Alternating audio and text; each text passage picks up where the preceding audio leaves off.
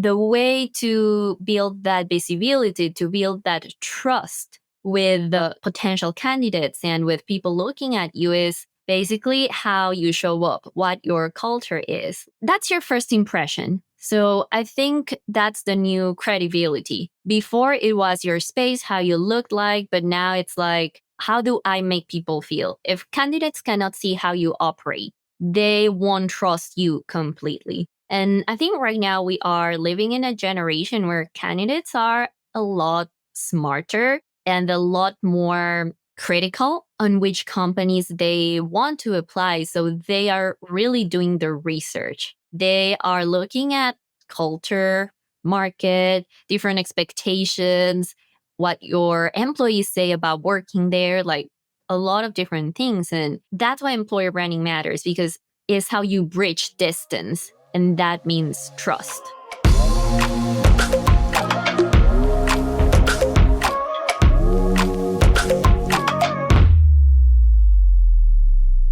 Hi everyone, welcome to this episode of Why Employer Branding Needs a Rebrand. So we're going to be exploring the future of work, people and culture, but today we are diving into this topic of employer branding, and a topic that is actually really close to my heart. I used to be an employer branding consultant, a couple of roles before here, and I really do love this topic, so I'm really excited to get involved in this. So yeah, to help unpack this, I'm joined by Gina. So Gina, welcome. I'd love to, if you just started by telling a little bit about yourself and maybe what drew you to employer branding in the first place. Sure. Thank you so much, Leah, for having me. So I'm a startup marketer, actually, turned career coach. And actually, I have around 10 years of like hands-on marketing experience and 7 years leading remote teams across Asia, the US, Latin America. And I'm now running the Remote Marketer. That is my consultancy where I help marketers land remote roles worldwide and also consult with other startups. And I think what actually pulled me into employer branding was at my last role, leading marketing at a remote hiring marketplace. From there, I got front row view of both sides of hiring, companies trying to attract global talent and also candidates trying to stand out in such a competitive market. I've always leaned into branding as a marketer. I feel like that creative side, it's one of my strengths. So I naturally brought that into LinkedIn. So started building my own personal brand and unlocking opportunities because of it. So because I've lived this employer, employee, and candidate branding firsthand, I'm now like compelled to help bridge all of these gaps and helping these three stakeholders, just making hiring a lot more smooth. Yeah, no, definitely. I think that's the key to employer branding as well. It's the creativity element. And I think that pulls in marketing side and really helps that employer branding flourish for that company. Let's get into the sort of employer branding context. So you've sort of, as we've been discussing this topic and what we were going to discuss today, you've said about people not joining logos anymore and joining sort of cultures that they trust. Can you go into that in a little bit more detail? And maybe I understand maybe how this has changed from post-pandemic to now and what maybe makes that true. Yeah, of course. I think like pre-COVID, post-COVID, the shift has been huge. Before, a company's brand was a lot more tied into a physical space, like an office, for example. Even though remote work was a thing, but it was not as popular. But other aspects of it was the benefits, the vibe of the company, of the place. But then when COVID happens, everyone is basically pushed into remote work, or pretty much everyone. All of that disappears, and everything people see is how companies actually treat their teams. And that's when people start paying attention. So suddenly we got this real time look at leadership being under pressure, how they communicate, and how teams show up for each other. All of this happening online. And that's what started helping culture. I think people realized culture is not just on your careers page, it's not just on your physical office. It's basically what happens when things go wrong. When you have to push everyone into their houses, you are laying off people. Like, how do companies actually show up for their teams? So I think that's where the shift is. Like, you stop joining a logo, a title, a great paycheck. You also join environments that you can actually trust. And it's always been there, but remote work just made everything a lot more visible. Yeah, no, it's crazy, isn't it, that something like COVID and that post-pandemic, pre-post pandemic, it was all pizza parties, like everyone, yeah, or playing pool or something that was an office perk. And it's completely changed the way remote work and employer branding has to angle their company to get people to enjoy working there, but also be attracted to them. And it's completely not based off a logo anymore. I think it has to.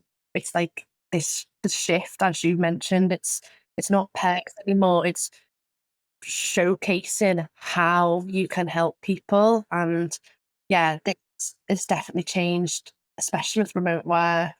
I think as we sort of go through and discuss this shift, I think it's as we spoke about marketing, especially.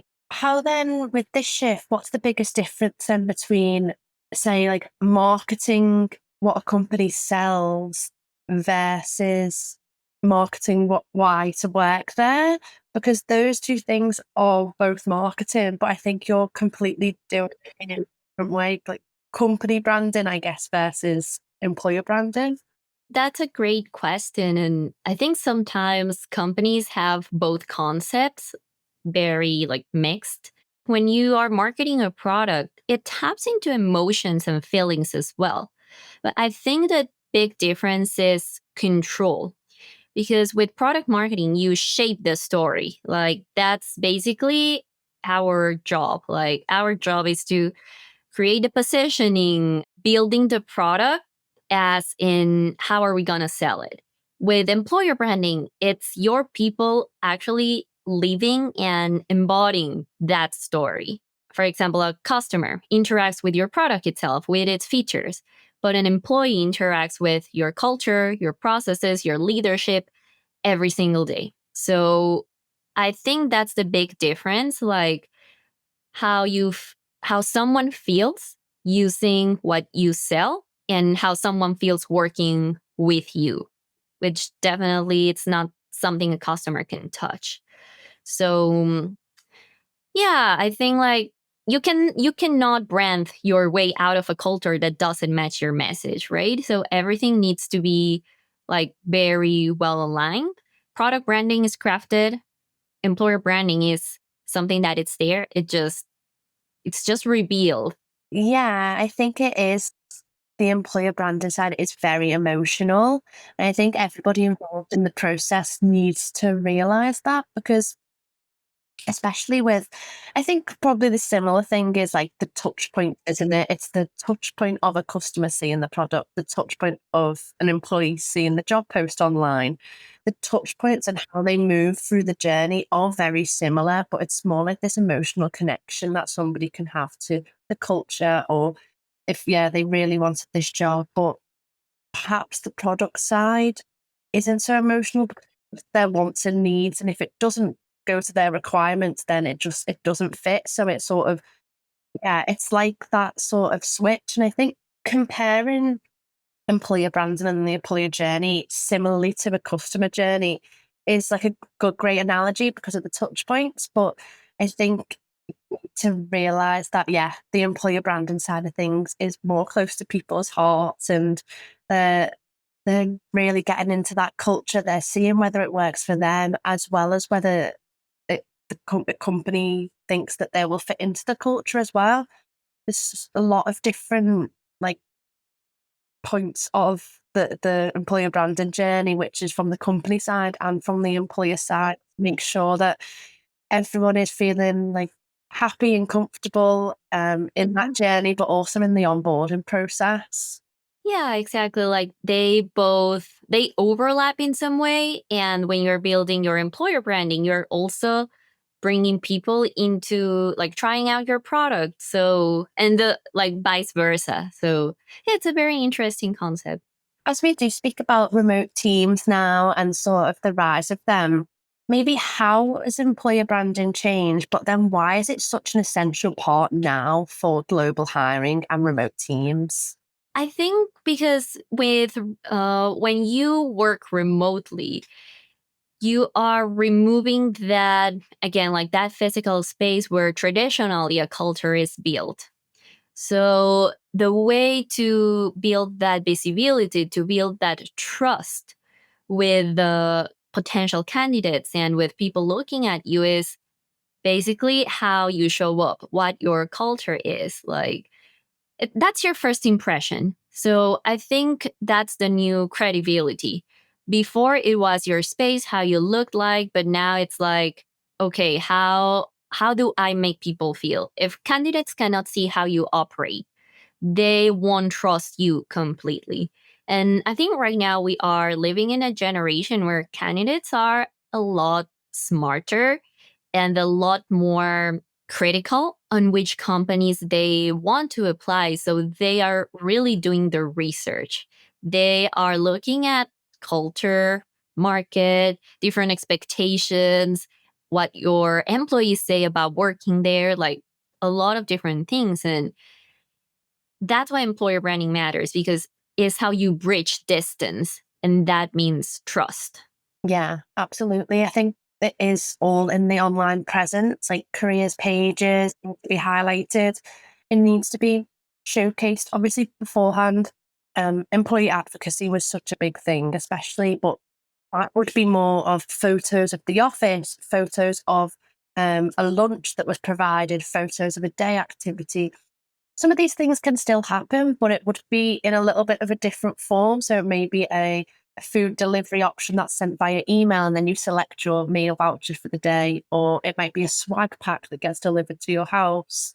The employee advocacy is still there, but I think the photos created and generated are completely different to maybe what it was previously. And employee advocacy, as you know, as an employer branding expert, is that is such a crucial and big thing to companies for employees to actually want to post about the company. And if you can get that, it's such a free tool for the companies to be able to have just to see their feed constantly of their employees posting about positive things about working at that workplace. So I think that's really like a crucial thing, but also that's changed. I think the images that are being taken are a little bit different. But also, as you mentioned, the online presence, I think that the careers pages as well, I think have to be really high quality now and showcase the perks, has to showcase everything because, as you said, people are picky and critical of what jobs they want to search but pick. So if your job description is a little bit too generic, or there's things that aren't showcased there, maybe you're not showcasing the salary, you're not showcasing the perks. Um, if you're losing that employer branding element, you're only going to lose out on talent and candidates. And I think in such a remote world, you need to stand out as an employer. So I think this online presence is such a critical thing. And I think it's crazy when you go onto a website and you can't even find the careers page. And I'm like, how is this even like you see the job maybe somewhere and then you find and you're like, I couldn't even find the careers page. But then you're typing the company name, careers. And I think at that point, if a candidate can't search for you or your careers page or the job, then your online presence needs to be a lot stronger. Yeah, it starts with the little things as accessibility. Like you mentioned, if I need to like scroll down, dig into like your website to see where your career page is, then I go to your career page, but I cannot find information about your team or your leadership, your job description. Sometimes salaries are not posted or how the hiring process is.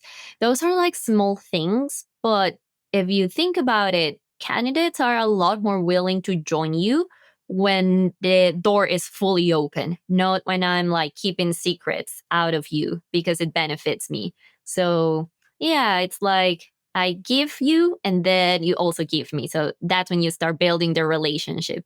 Yeah, I think the word trust has been mentioned a few times here, and I think that is really the essence of the employer branding, but in a remote setting, because you need to be able to trust that if it is fully remote, the whole process, that you're going into a company that you trust, that you fit into for the job description, for the team, for the culture, maybe even the perks, and you're trusting that what they've said will be delivered. So, yeah, I think it is a big thing of trust and accountability for the company as well as the person sort of entering the job. So I think that's really given sort of a great understanding of employer branding in a remote setting, and I'm sure we're going to be digging into it soon. But to sort of set the foundations, I know from our discussion you spoke about these three layers. So employer, employee, and candidate branding.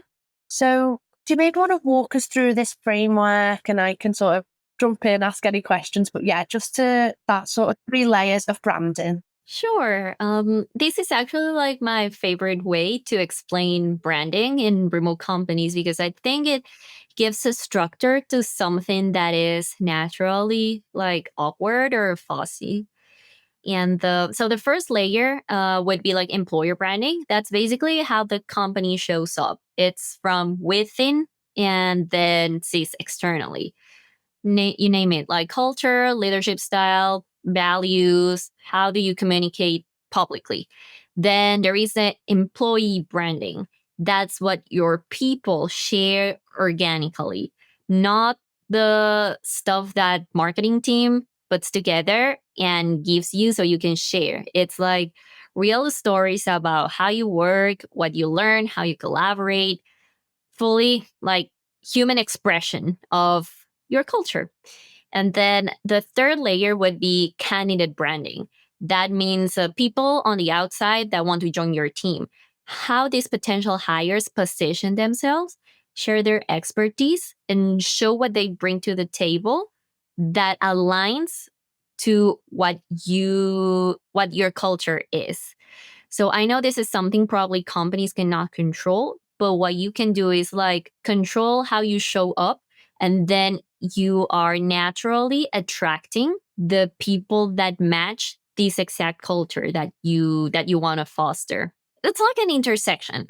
Employer branding is what you promise, employee branding is the proof, and candidate branding is alignment. So everything coming together. Yeah, I think that's like a really great analogy. I think the candidate branding is almost going to be mirroring and reflecting what you're putting out there. If what you're putting out there is good quality and good content, that means that the candidate branding is going to be of a high quality as well. So that sort of will be mirroring the amount of effort we put out as a company.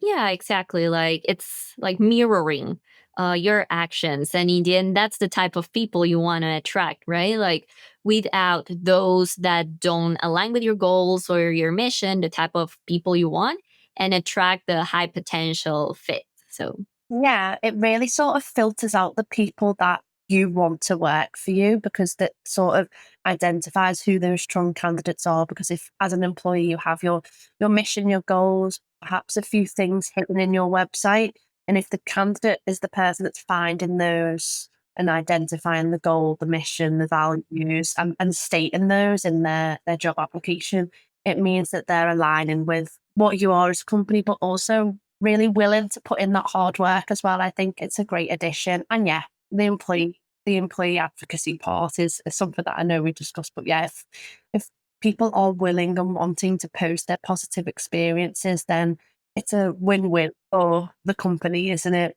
Then people see that on, and I think LinkedIn is such a powerful tool as well. I don't know maybe whether they knew how powerful it was going to be, but for employees, and the candidate branding side, definitely it's this professional network, isn't it? That you want to showcase yourself. You want to, as you said, you sort of through LinkedIn created this whole new brand about yourself, and I think it's a very powerful tool. Um, you can really showcase yourself, your company, who you are through LinkedIn. Yeah, I think like LinkedIn like came to embody what employer branding is. So yeah, definitely where everything is happening, because I don't know any other platform that is so focused on these professional side. Like, okay, probably Instagram, TikTok, but I think the focus is a little bit different. Yeah, no, definitely. And then as we sort of talk about these three layers, and this is when everything's going well, the company is posting their values, the employees are posting on LinkedIn, and the candidates are really delving in, creating some good sort of brand of themselves, profiles. This is the ideal, let's say. But obviously, this doesn't happen. And maybe sometimes these layers aren't aligning well.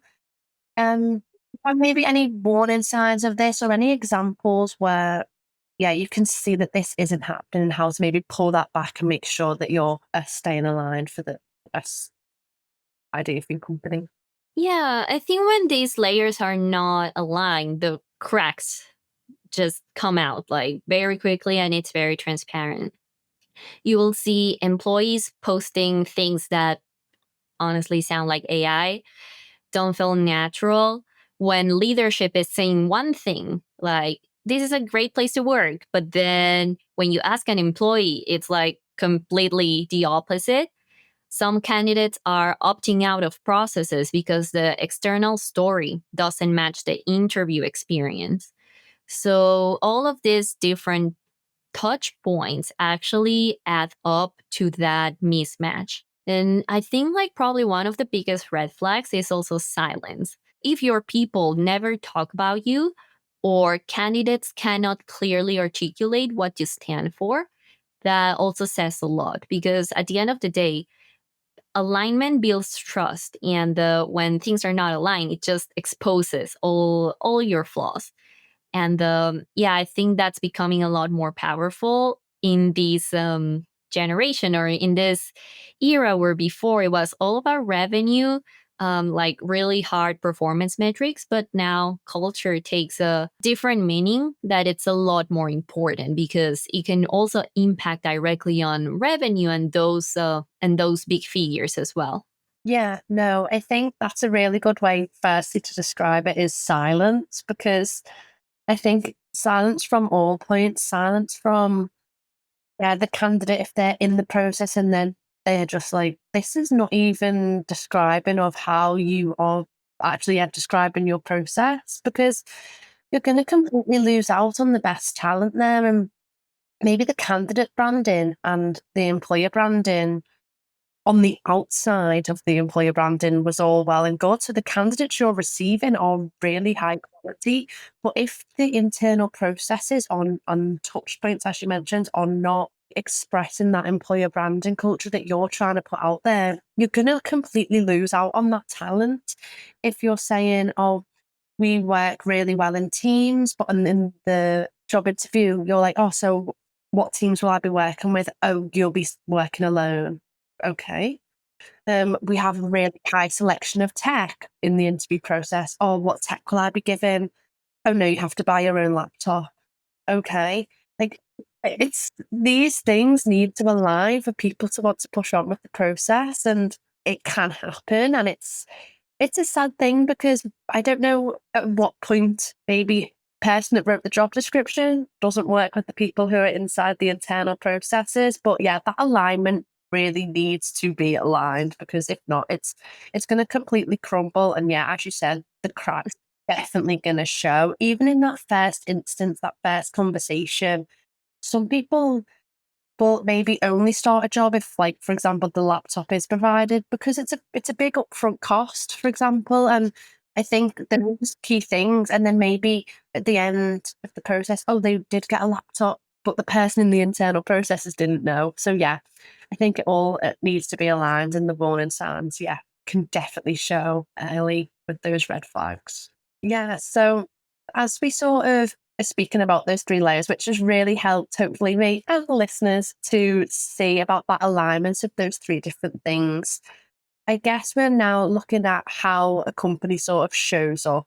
So if employer branding is, as we say, like a company's reputation as a workplace, so what employers like about working there. I know there's loads of different definitions, which, yeah, I'd also like if you have a specific definition, that would be great. But what are sort of the digital touch points that communicate that reputation most clearly?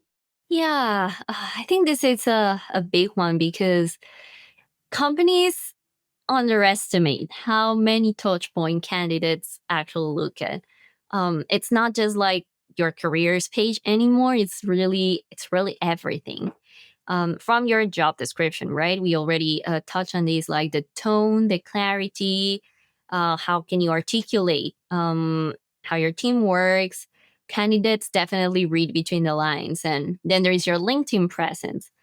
If you are or are not on LinkedIn, that's the first thing. Like, you have to be on LinkedIn, but not just your company page, but also your leaders, your managers, employees. Like, what they share says a lot more than any PR statement or anything that you can say on your website. You can also look at review sites, for example, like Glassdoor or Trustpilot, like not just the rating itself of like the product, but also the workplace, like the patterns in the reviews, how is your team responding to them.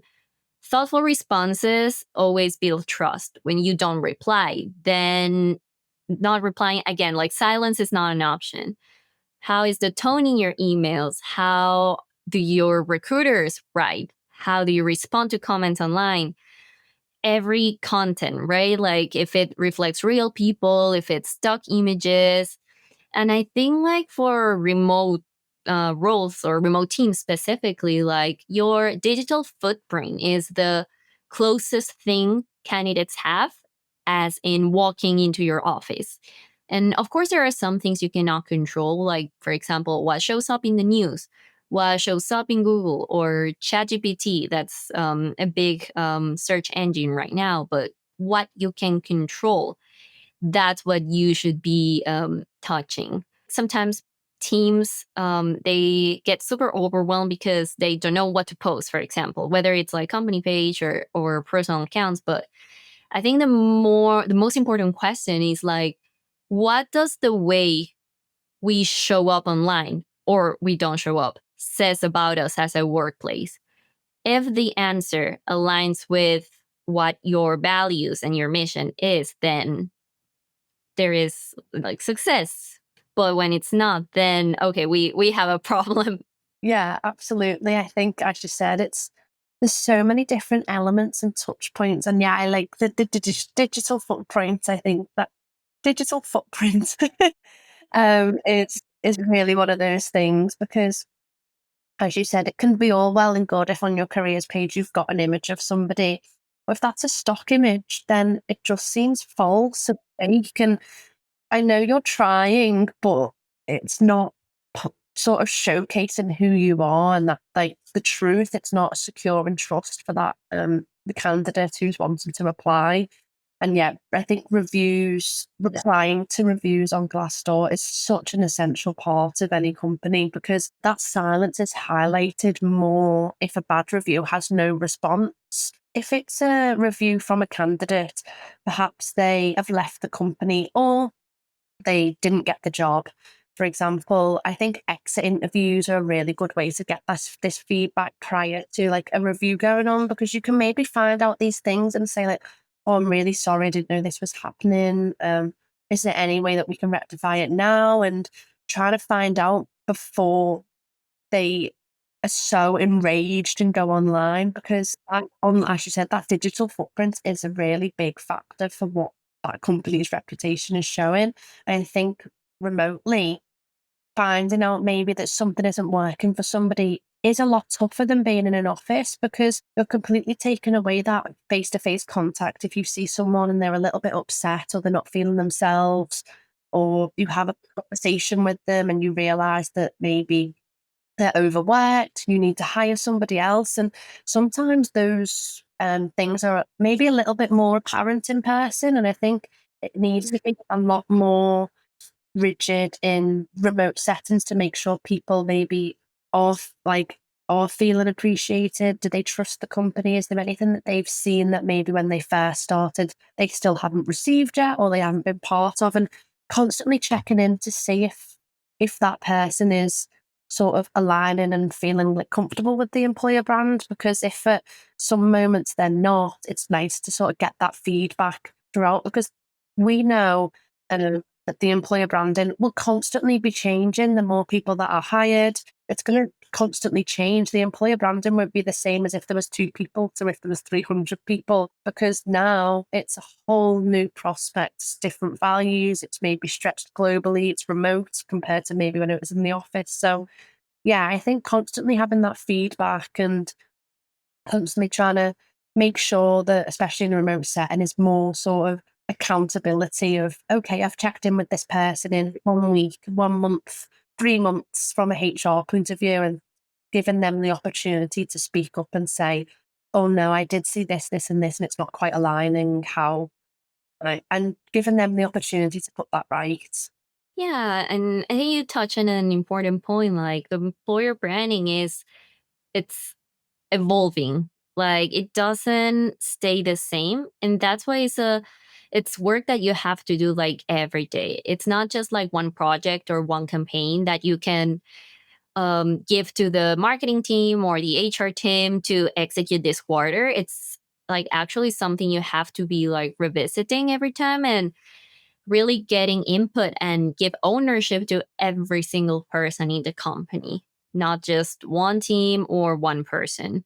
Yeah, I think that's when it starts to struggle actually. If there's just maybe one HR person and they are having to do the internal process of the job description, the employer branding, it's nothing's ever going to be perfect. So that's where you're going to start to see the cracks and it start to crumble. But yeah, I think having that and reflecting on it constantly and keeping on checking in helps to create a good reputation for the workplace. So as we've sort of spoken about it going through, how do you maybe think that, maybe some advice for people listening, but how should companies think about communicating that culture and building trust really early on in either the candidate process or just in that possibly in employer branding as a whole?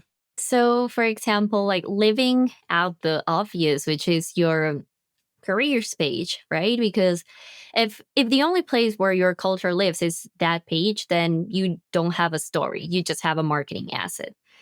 And the I think like real culture shows up in the things you don't script. That means again like leaders sharing decisions in public, teams talking about how they work, people celebrating wins, sharing lessons, and really doesn't have to be a big content strategy, because sometimes I think the strongest employer brands grow from simple habits. And we have like really great teams being an example of that. And the first one that comes to mind is Buffer, for example. Like all of their employees are sharing every day, like how is it to work there, the specific things they are working on. So these are like weekly reflections. Probably the CEO or the CRO, COO also doing like the same thing. Um, Probably if you communicate async, how can you showcase that like collaboration, team rituals? We touched on this at the start. Probably will look a lot different as when you are in the office, but there's still a way to share how your culture works even remotely. So yeah, if your external presence gives them that, then you're already like, I don't know, 10 steps ahead of the game. Yeah, absolutely. And as you said, I think it is, and it can be simple because it doesn't have to be a big project that you sort of reevaluate everything, because sometimes the most simple thing is reflecting what's actually happening, and that is your employer brand. Sometimes defining it and creating something that's actually not a reflection becomes confluented. You can't control it because you're creating something that's not reflecting what's actually happening. And yeah, I think it is and can be a lot simpler than maybe people can be making out. And yeah, I completely agree. Like leaders posting and showcasing maybe what's happening currently in the company and what's projected to happen in their company. I think those things are really key for leadership to be posting, because if they can say, "Oh, we're going to have a new product update out in a couple of weeks, stay tuned," it's a big bit of general knowledge that they're sharing, for example. And if they can be out there showcasing that in such the simplest form of, it really is doing it from leadership down, which is a really good way to start. And they create a really good person to look up to then. If they start the company and the leadership are doing it, then it only means that the employees are going to want to do it too, because if they're then reflecting what leadership are doing, they're going to think, okay, they're going to look at me and think I'm also doing well. So I think it's a win-win situation, isn't it? If leadership are posting, it means different employees are going to post, and it's just that simple reflection of what is actually happening. Yeah, I think like when you get buy-in from leadership, then it naturally follows. But not always because, oh, like the leadership is doing this. I feel like I have to do it too. But it's more like, okay, I see why it matters. Like it matters so much that probably the CEO who has like 10,000 things to do in his calendar is doing it as well. So I believe in this. So I think also there is like a mindset shift when you as a company also make your employees feel like they are living out the culture.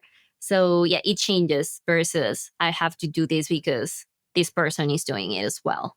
And so we've spoken about making sure not one person is owning employer branding, because it gets tough, it gets convoluted, no one knows what's happening.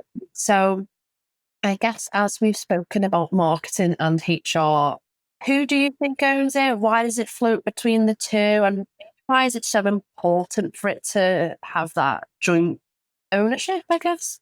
Yeah, this is like a question I think about a lot because I see different scenarios, different companies, but I think it floats because historically, neither team was really set up to own it fully. Like, HR understands the culture because they are the closest to employee experience, but they are not always thinking about storytelling, positioning, distribution. That's more of a marketer's job. We are great at that. But we are not inside the day to day culture or engaging with all of the teams in the company to actually tell that story like the most authentic way. So employer branding ends up living in this weird middle space where everyone touches it, but no one is owning it. I think that's why so many employer brands either don't exist or just feel completely disconnected. Like HR creating the message, marketing takes a look, makes it look pretty, and then employers just don't see themselves reflected in it like at all. And I think actually what's funny is that it's not actually a marketing project or an HR project. Employer branding is like culture project as a whole. It needs truth from HR, storytelling from marketing, it needs buy-in and alignment from leadership. And when only one team holds it, it's just like a campaign. It's one dimension. Yeah. And candidates can feel that immediately. So yeah, I don't think it should live in one team, but actually be more like a shared ownership across the company and probably like actually have a team leading that. It looks very different. Yeah, and you can see the rise at the moment of employer branding dedicated teams as well now. I think maybe as a company grows, perhaps past that sort of mid-level company, the employer branded teams are a necessity to making sure that that is aligned. And I think it is a mixture of the two. It's having a marketing people and HR people to be combined and do that. And obviously for startup, smaller companies, it's not a necessity, but you can definitely see that shift of people. And also, I understand people are bringing in employer branding consultants. That can be the person that bridges that gap, because sometimes when a marketing and HR sit together, that they might not be able to align. But I think if you bring someone in as a consultant or maybe like contracting in, they can sort of see the different visions and combine those. So yeah, I definitely think it has to flow, but you can see why it has to, because as you said, the marketing is like what it looks like makes it all pretty, but the HR is that knows all the processes and why everything is there and what people are hiring and why it needs to happen. So yeah. Do you think then now it is different from maybe when it was in the office to like a remote first model now? Do you think this shared ownership? Yeah, how does that look in a remote setting? Yeah, I think like it's again like it's not that triangle anymore, like HR, marketing, leadership. I see a big player, which is actually like everyone else on the team. We already define like HR owning the reality part, like people processes, marketing doing more like storytelling, like the same way you would do with a product, but now with your like your workplace. But I think in the end, the powerful element here when it comes to remote teams is employees that own proof of how you show up. So it's everyone in the team validating whether the culture is real or not. So the stories they share, the feedback you receive from them, that's what confirms what the company claims. And yeah, I think like this is especially important in remote teams because again, you don't have that physical space to actually see things, but it's like okay, you have actually to talk to people and like get confirmation of these different things. So employees itself are the message, and that's why like putting yourself out there online and sharing about your company, how you work, it's really important. Yeah, no, definitely. I think transparency is like the key to being remote, isn't it? Being very transparent about what you're putting out there as well. And maybe before maybe defining employer branding value, you're putting it out there, you're maybe creating surveys, you're making sure that everybody is completely involved and is being reflected into the company and making sure that people do feel involved even though they're remote because it can be tough for those type people if they feel that their views not being heard, they're not getting listened to, it's not transparent enough to understand, and that really does break down the trust. Yeah, you have to enable people to show up the best way because if you are just like go out there and post, it's like very unclear instruction, and it feels like you're not helping them like doing their best work. So when you create like processes, when you give them guidance, like you don't tell them what to say specifically, but you empower them to voice their experience their in their own way. So I think when you have the right processes, the right systems, like yeah, again, like everything that you can to help your team show up, that's when they also feel like okay, like they are really helping me, like I can really do this, and you put more of yourself into it. Yeah, absolutely. And that makes people want to be posting because they actually are true advocates of the brand. So I guess I know you spoke about the control of this, but what's the difference between, let's say, brand control versus empowerment? Yeah, so I think the difference is brand control is when companies try to manage every single message, like literally from everything you write, everything you say. But brand empowerment is precisely when you trust employees to show up in their own voice. You can give them guidelines, like probably there is a source of truth, like what you believe in, what your mission is, what your goal is, but you don't tell people exactly what to say and how to say it.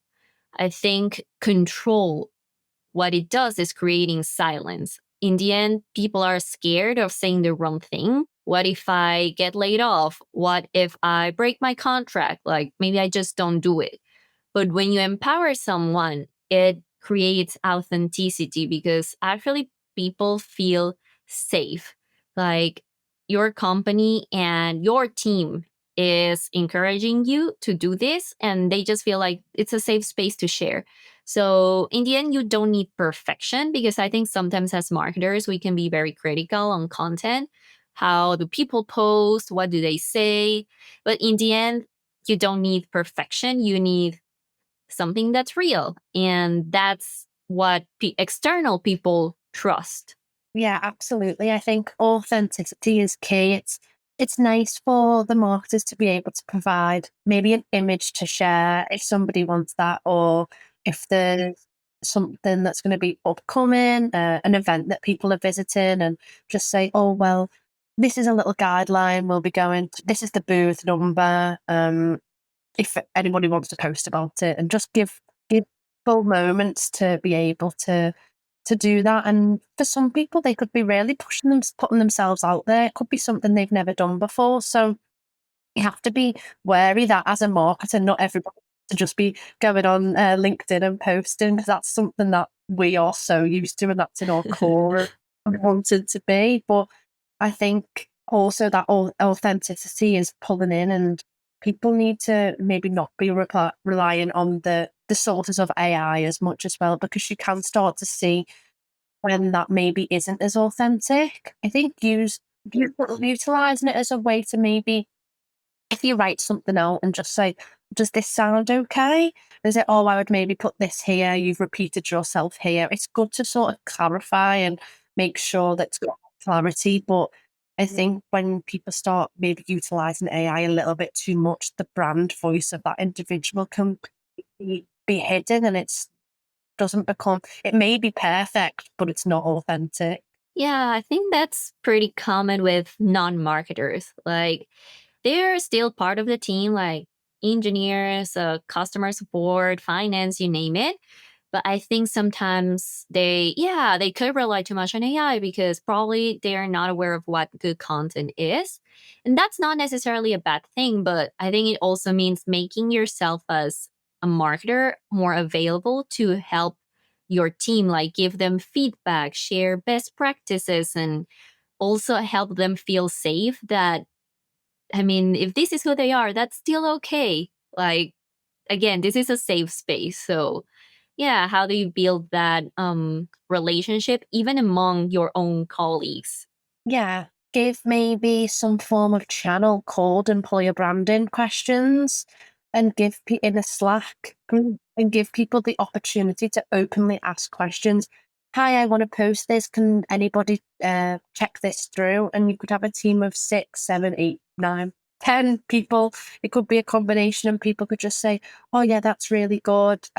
Maybe add a few hashtags on the bottom, for example, or did you want to share an image of the event if that's what you're speaking about, or you shared a great experience? Yeah, it's just like, I think that could be a good little way of making sure that then that also gains that element of trust, because if they're wanting to say, hi, I'm trying to do this, sometimes it can be, again, scary to post in an open Slack channel. But I think open communication in a remote setting is so important, and people need to know. And I think that could be a good little way to sort of put in there. And maybe every week you could put in, oh, this happened in the company, this happened in this. If anybody wants to post, here's some key points of successes or events we've been to, or anything like that. I think that could be a really good way to constantly keep updating people and making sure people don't feel left out the loop when they want to be part of that and be part of posting and really want to be a true advocate of the brand. Yeah, and I think like even for example, like having it can be like Slack group or however that looks like, but where people are sharing their post and cheering for each other, like because I think one of the fears I've seen the most is like, what if I post and no one engages? And I mean that's real, but once you know there is someone there to back you up, like not trying to like boost a post on a pod type of sense, but actually create that confidence that you have someone like yeah backing you up. I think that's also very strong, and something that we did like in the past is also having a Slack channel where the marketing team we have specific days to review posts, for example, or like office hours if you need feedback on something. So really like try to give people as many tools so they can do this themselves. And yeah, like one day they don't need us, they can just do it on their own. That's like the best case scenario. Yeah, absolutely. I think it's nice to give people the opportunity to reach out, but also it's like you're holding in hand until it's like you're like a proud mom, like you can finally Let free.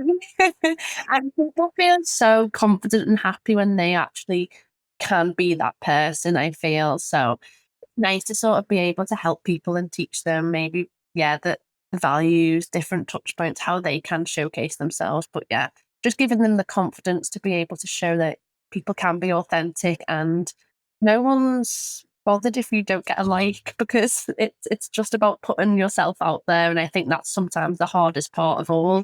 Yeah, I think like also understanding like you're not doing this for your company. Like it's part of it, but in the end, you're building your personal brand, and that's something you take in your next job or in your career. So you're building this for yourself. And even though naturally it ties up with your company, but seeing that long term approach, I think it's also very encouraging. Like you're not just doing this as part of your job. This is actually like for your own career. Absolutely. It creates your own digital footprint of yourself. If you can see, been to events that you've had positive experiences, you're creating. And I think this is something that you spoke about, which is like an online mini brand, I guess. So more content or wanting to showcase themselves as that. And do you think, is there anything that is driving this, would you say? Yeah, I think like the market, remote market is super competitive. It's global. You're not just competing with people in your own city. So being visible online becomes an advantage, 100%. And I think remote work removed all of the in person signals we used to rely on to be visible. So now candidates started treating their own digital footprint as the asset to replace that. And I think like when someone has a strong personal brand, it's a reaction to feeling invisible in a sea of applications. Like it's the way to stand out, basically. So at some point, it's also a way of saying like, here's who I am, here's the value I bring, and why you need me on your team, without waiting for a recruiter or a hiring manager to notice your resume, because we're also being like challenged by AI screening candidates, ATS taking a look at your resume before even you get to talk to a person. And what happens when you post online or you share something is that people are actually reading, like real people, not just the ATS. So that's where LinkedIn comes in. Like it's not a resume anymore. It's actually a platform. It's a stage. So candidates use these to show their thinking, not just their experience. No, definitely. And it is creating its own mini brand, which I absolutely love. You've created this mini brand, and it's really important to see how people can really thrive, utilize things like LinkedIn. And yeah, I absolutely get how you can use it as a tool to stand out because, as you say, things like AI and ATS screening is happening on people's CVs before they even have the opportunity. If you can maybe connect with the HR manager, message them on LinkedIn, they can see your profile and you've said, oh, actually, I have also applied for the role. So I really wanted to reach out beforehand. If your LinkedIn is sort of put straight to that human, as you said, and they can read it, it should do a lot better than maybe if there was just an ATS screening, because if you missed out a keyword or sometimes PDFs don't scan as well as like a Word document, for example, different formats, it can become trickier, and especially in a remote environment, jobs that are global and work from anywhere, the amount of applications that job role will have will be thousands compared to a city in a little city that's maybe a full-time role in the office. So the actual talent pool is completely spread globally. So I think positioning yourself or themselves as a mini brand is only going to help them in the future.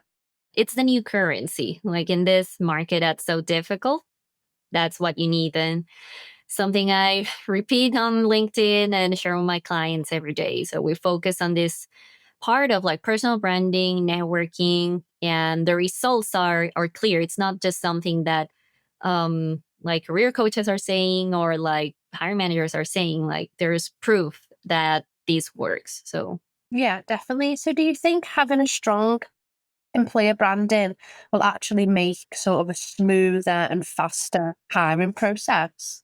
Yeah, I think it does because you're not starting from scratch as a company.